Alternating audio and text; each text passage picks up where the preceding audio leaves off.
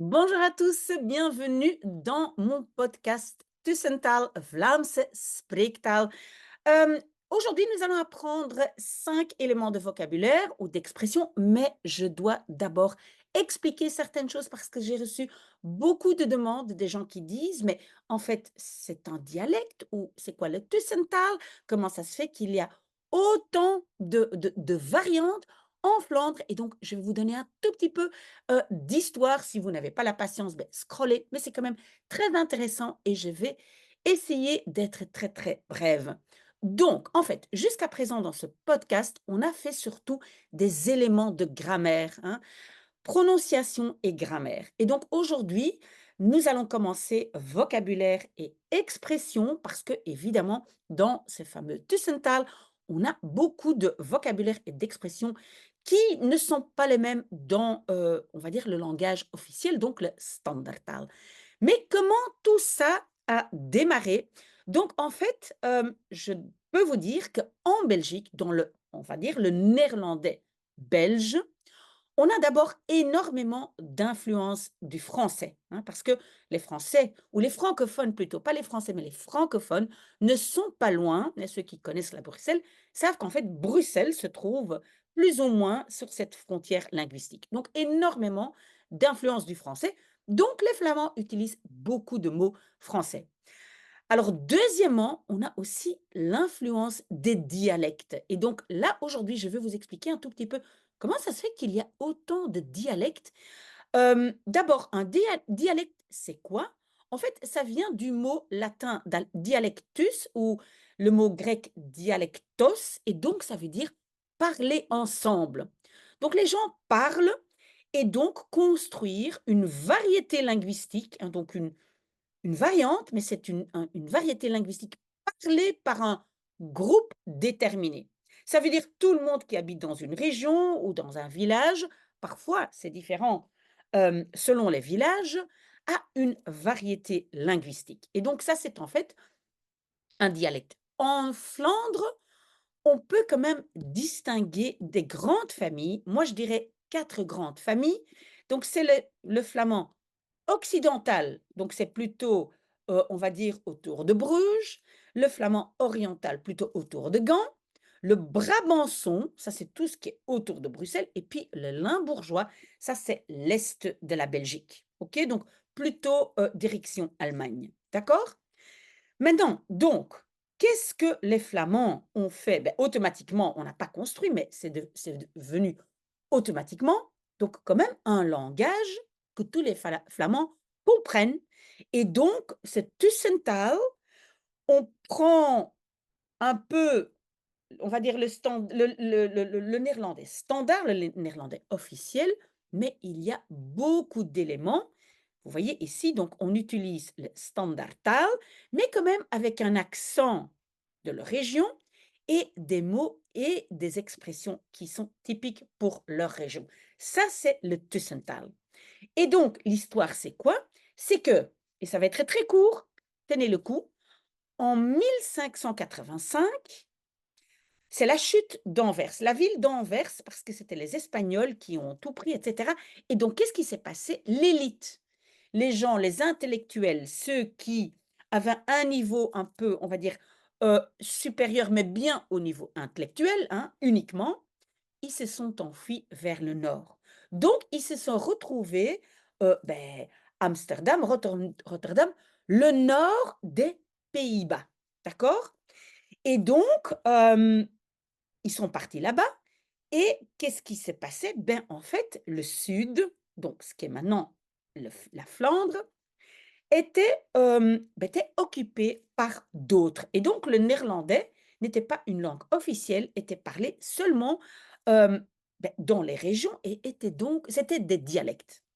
D'accord? Et alors, peut-être vous le savez, entre 1815 et 1830, uniquement 15 ans, c'est Guillaume Ier qui a formé le royaume des Pays-Bas et c'était donc les Pays-Bas et la Flandre ensemble, mais uniquement pendant 15 ans.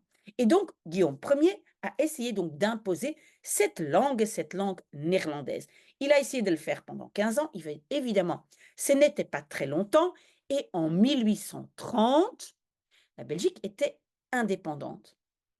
Mais donc l'élite, ce moment-là, était francophone. On parle de la francisation des élites. Donc l'élite, on va dire dans le nord de la Belgique, était francophone. Et donc aussi la civilisation française était ressentie comme supérieure. Et évidemment, comme il n'était pas d'accord avec Guillaume Ier et voulait justement se séparer, ben voilà, ils ont dit: «Ben nous ici en Belgique, la langue c'est le français». D'accord?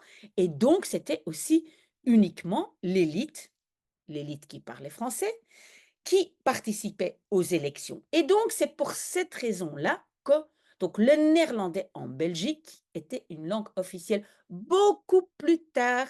Et ça, c'est la raison, pardon, pourquoi il y avait énormément de dialectes et que finalement, les Flamands avaient besoin d'un Tussental quand même pour se comprendre. Ça, c'est un tout petit peu l'histoire. OK, donc maintenant, qu'est-ce que je vais faire? Je vais vous lire un petit dialogue et donc je vais vous apprendre 5 expressions, 5 petites phrases du Tussental. Alors, je lis d'abord le petit dialogue. Et en rouge, j'ai marqué comment on le dit en néerlandais, on va dire officiel, le standaardtaal. Amai, gisteren heb ik iets gênants voor gehad.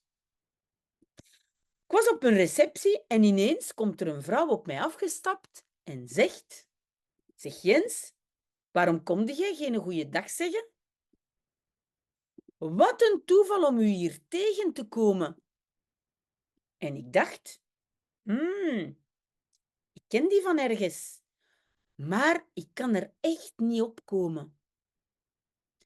Pas toen ze vroeg of ik nog iets gehoord had van de rest van de klas, viel mijn frang. Maar ik heb dan haar een naam moeten vragen, want ik kon er niet op komen. Kirsten dus. Ik zo rood als een tomaat natuurlijk. Ja, je zou voor minder. Voilà, on va décortiquer un tout petit peu. Donc, amai, les Flamands le disent, mais voilà, on ne le dit pas en standaardtaal, ça veut dire oh mon Dieu, mon Dieu. Donc, hier heb ik voor gehad. Et voor hebben, je l'ai aussi expliqué dans une petite vidéo TikTok, ça veut dire quelque chose s'est passé. Mais en flamand, on dit ik heb iets voor gehad. Il s'est passé quelque chose de, et ici gênant, hein, gênante, ça on peut dire aussi en standaardtaal. Donc, j'ai eu quelque chose de gênant, il s'est passé quelque chose de gênant, et c'est le verbe voor hebben.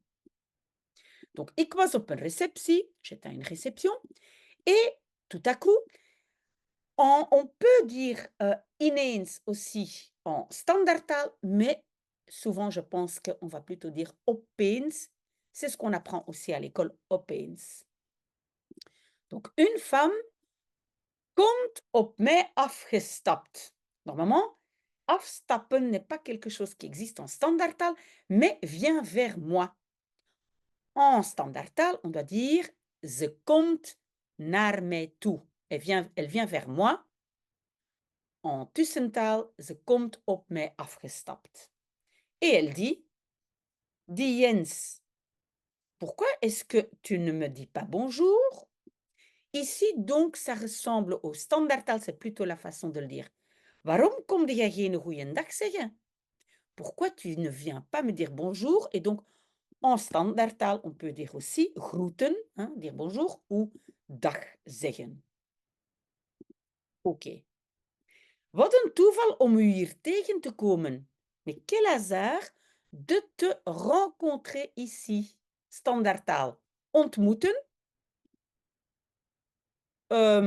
Tussentaal tegenkomen. Ok, souvent à l'école, c'est le verbe ontmoeten qui prime. Et je pensais, ik ken die van ergens. Je le ou la connais de quelque part. Et ça, c'est un peu intéressant. Ik ken die van ergens. Donc, le standaardtaal va plutôt dire ik ken die ergens van. Ik ken die ergens van. Donc ici, pas une grande différence. Et n'oubliez quand même pas que vous n'êtes pas censé de produire le Tussental. Vous devez uniquement comprendre, d'accord? Parce que moi, personnellement, je n'utilise pas non plus vraiment le Tussental, d'accord? Et alors, intéressant, maar ik kan er echt niet op komen. Mais donc, je ne peux vraiment pas me souvenir de qui c'est. Et donc, standaardtaal. Ik kan het me niet herinneren. Je ne me rappelle pas, mais en tussentaal opkomen. Ik kan er niet opkomen. Ik kan er niet opkomen, je ne me rappelle pas. OK? Uniquement lorsqu'elle demande ou demandait si j'ai encore entendu quelque chose du reste de la classe, viel mijn franc. Mon franc tombait. Mon franc tombait. Franc, normalement, il faut écrire avec un K, mais donc franc, c'est l'ancienne monnaie de la Belgique. Maintenant, c'est l'euro, mais avant, c'était les francs belges. Et donc, ah, mijn franc viel. Je comprenais soudainement. Donc, plotseling begrijpen, mais tout le monde va dire, ah, mijn franc viel. J'avais compris. Soudainement, j'avais compris. OK? Donc ça aussi, ça fait partie des non, des 4. Peut-être j'ai dit 5, mais je vais vous apprendre quatre expressions. Et alors, pour finir, mais j'ai quand même dû lui demander son nom, car je ne pouvais pas m'en souvenir. On a encore une fois cette expression: "Ik kon er niet op komen." Je ne pouvais pas m'en souvenir. "Ik kon er niet op komen." D'accord? Et donc, son nom était Kirsten et moi, aussi rouge qu'une tomate, évidemment. Oui, je zou voor minder, tu le serais pour moins. Je pense que tout ça, ça ressemble un peu au standaardtaal, donc voilà. Mais je pense qu'on comprend. Rouge comme une tomate, hein, normalement, officiellement, on va dire blozen, hein, rougir, blozen. Peut-être je peux le marquer ici quand même, hein, blozen. Ça veut dire devenir rouge comme une tomate. OK? Mais je pense que ça, c'est moins important. Donc, alors, qu'est-ce qu'on a appris? Je vais mettre le blozen en rouge. Vous avez appris aujourd'hui 4 expressions, pardon. Je vais vous les rappeler encore une fois. Ik heb iets voor gehad. Oh, ik heb iets voor gehad. Er komt iemand op mij afgestapt. Er komt iemand op mij afgestapt. Kan er niet opkomen. Kan er niet opkomen. Mijn franc viel. Mijn franc viel. Voilà, essayez de retenir à la compréhension ces 4 expressions. Voilà, si vous avez des remarques, si je fais trop de blabla, revenez vers moi, dites-le moi. Mais sinon, on continue la semaine prochaine.